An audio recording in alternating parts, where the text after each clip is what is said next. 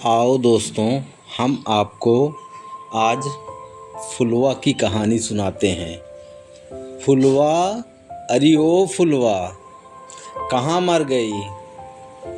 जब ज़रूरत होती है तो इस लड़की का कहीं पता नहीं चलता। खेल रही होगी कहीं लड़कों के साथ कंचा गोटी। आने दो, मार मार कर चमड़ी न उधेड़ दी तो मेरा नाम कमली नहीं। कमली बड़बड़ाती जा रही थी और घर का काम समेटती जा रही थी। उसे खेतों पर काम पर भी जाना है, वरना ठाकुर नाराज़ हो जाएंगे। अरे क्यों चिल्लाती है? आ जाएगी। अभी बच्ची ही तो है, अभी नहीं खेलेगी तो कब खेलेगी? फुलवा के बापू ने फुलवा का पक्ष लेते हुए कमली को समझाने का प्रयास किया। तुम तो रहने दो, 13 की होने को है, ब्याह की उम्र आ रही है और तुम्हें अभी बच्ची ही लगती है। फुलवा की सहेली चंपा का तो अगले महीने ब्याह होने जा रहा है और तुम तो कोई सुध ही नहीं लेते। कर देंगे ब्याह, इतनी जल्दी भी काहे की है? सब कुएं में कूदेंगे तो क्या हम भी कूद जाएं? अब ज़माना बदल रहा है। हमारी फुलवा को पढ़ने का शौक़ है, हम उसे पढ़ाएंगे। फुलवा के बापू ने बड़े गर्व के साथ अपना फैसला कमली को सुना दिया।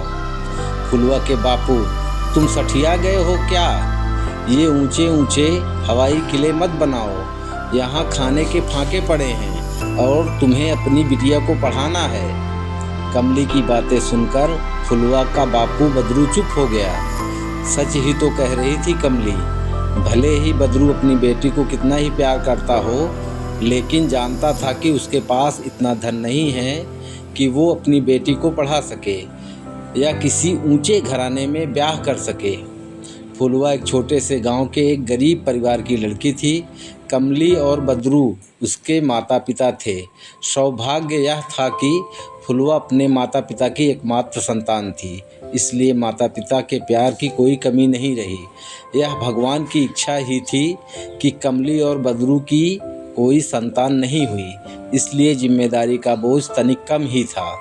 बदरू फुलवा पर जान लुटाता था और चाहता था कि वह इस गरीबी में ना जिए, लेकिन सपने देखने और पूरा होने में बहुत अंतर है। और एक दिन आ ही गया जब फुलवा का ब्याह भी हो गया। फुलवा पूरे 15 साल की थी जब वह अपने ससुराल आई। मायके और ससुराल की आर्थिक स्थिति में कोई अंतर नहीं था, बस अब तो यहाँ की बहू थी तो सारी जिम्मेदारी उस पर थी। ससुराल में वो दुलार नहीं मिला था जो मायके में मिलता था, लेकिन फुलवा को सताता भी नहीं था।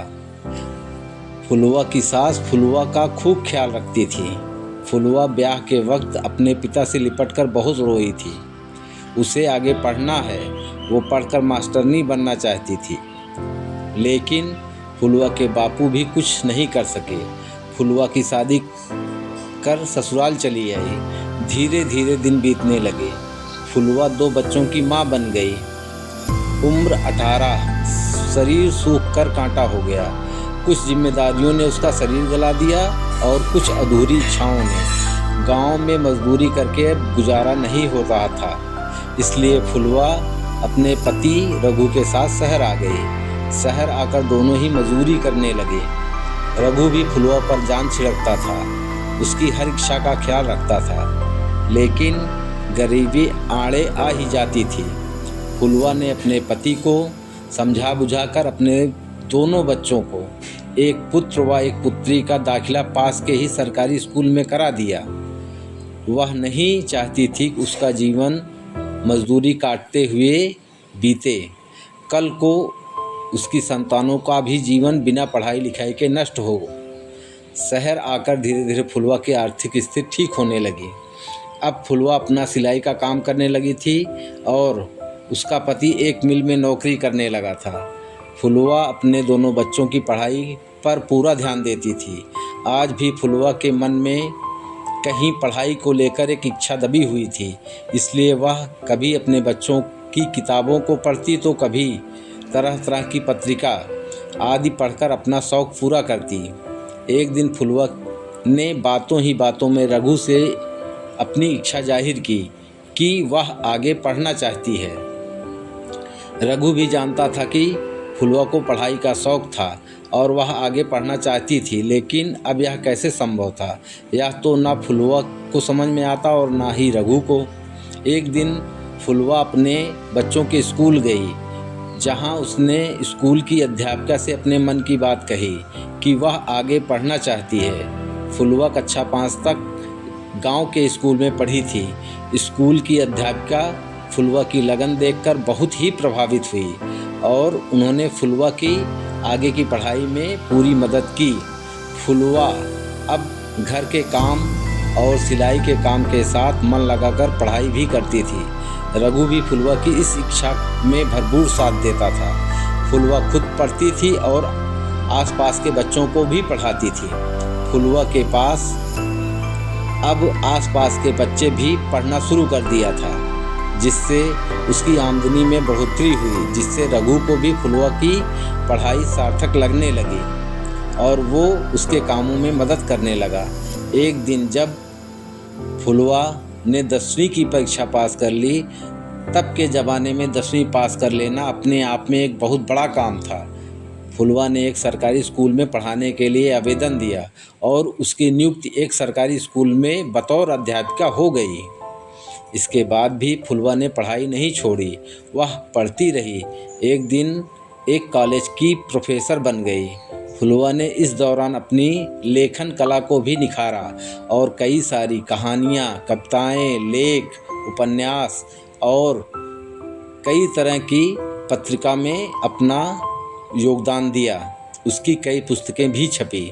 आज फुलवा अपने गांव, अपने ससुराल और परिवार में एक मिसाल है, जिससे ज़माने में उस दौर के में पढ़ाई को अपनी सीढ़ी बनाकर सारी बाधाओं को पार किया, जब लड़कियों को पढ़ना कोई ज़रूरी समझा नहीं जाता था।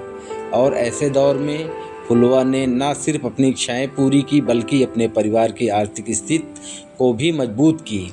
फुलवा के पुत्र व पुत्री आज अच्छे पदों पर नियुक्त हैं। वे अपने बच्चों को भी फुलवा के संघर्ष की कहानी सुनाते हैं। फुलवा आज 80 साल की है और उसने आज भी पढ़ना नहीं छोड़ा।